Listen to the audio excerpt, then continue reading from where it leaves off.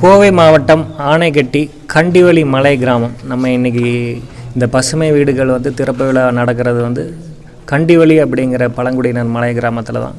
இந்த கிராமத்தில் 20 பழங்குடியினர் குடும்பங்கள் வாழ்ந்துட்டு இருக்காங்க. இவர்களுக்கு பார்த்திங்கன்னா எம்ஜிஆர் பீரியடில் கட்டி கொடுக்கப்பட்ட தொகுப்பு வீடுகளில் தான் அவங்க வாழ்ந்துட்டு இருக்காங்க.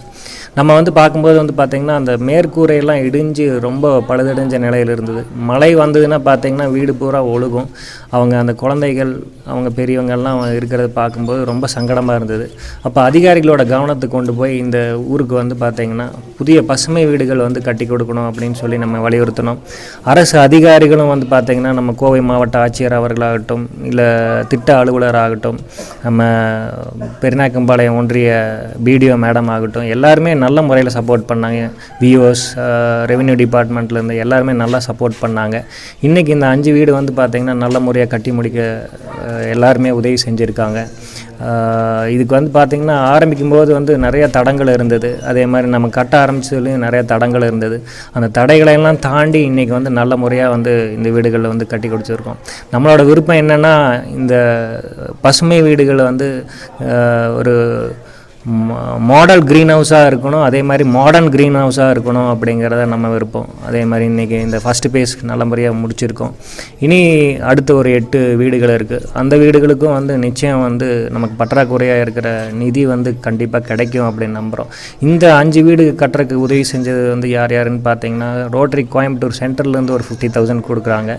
அது போக நிப்பான் கம்பெனிலேருந்து ஒரு 150 litre emulsion interior exterior sponsor பண்ணியிருக்காங்க. ஒரு 15 யூபிவிசி விண்டோஸ் ஸ்பான்சர் பண்ணியிருக்காங்க நண்பர்கள்.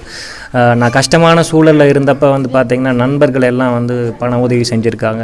ஈவன் பார்த்திங்கன்னா அரசு அதிகாரிகள் கூட எனக்கு பண உதவி செஞ்சுருக்காங்க. பெயர் சொல்ல விரும்பலை நான். ஆனால் அந்த மாதிரி நல்ல அரசு அதிகாரிகள் இந்த வீடுக்கு உதவி செஞ்சுருக்காங்க. ஏன்னா நிறைய பேர் என்கிட்ட நண்பர்கள் கேட்டாங்க, எப்படி உங்களால் மட்டும் கட்ட முடிஞ்சுது அப்படின்னு. அப்போ நான் சொன்னேன், நான் கான்ட்ராக்டர் கிடையாது, நான் சோஷியல் ஒர்க்கர் தான். அதனால தான் இந்த வீடுகள் நல்ல முறையாக கட்டி முடிக்க முடிஞ்சுது அப்படின்னு. எனக்காக இந்த நேரத்தில் சப்போர்ட் பண்ண எல்லா நண்பர்களுக்கும், அதே மாதிரி குறிப்பாக பத்திரிகை ஊடக நண்பர்களுக்கும் இந்த நேரத்தில் நான் நன்றியை தெரிவிச்சுக்கிறேன். நன்றி. நீங்கள் கேள்வி கேளுங்க, பதில் சொல்கிறேன். என் பேர் சிந்து. கோவை மாவட்டத்தில் ஆனைக்கட்டியை சேர்ந்த கண்டிவெளி கிராமத்தில் நான் இருக்கேன். எங்களுக்கு வீடு கட்டி 30 வருஷத்துக்கு மேலே ஆகுது.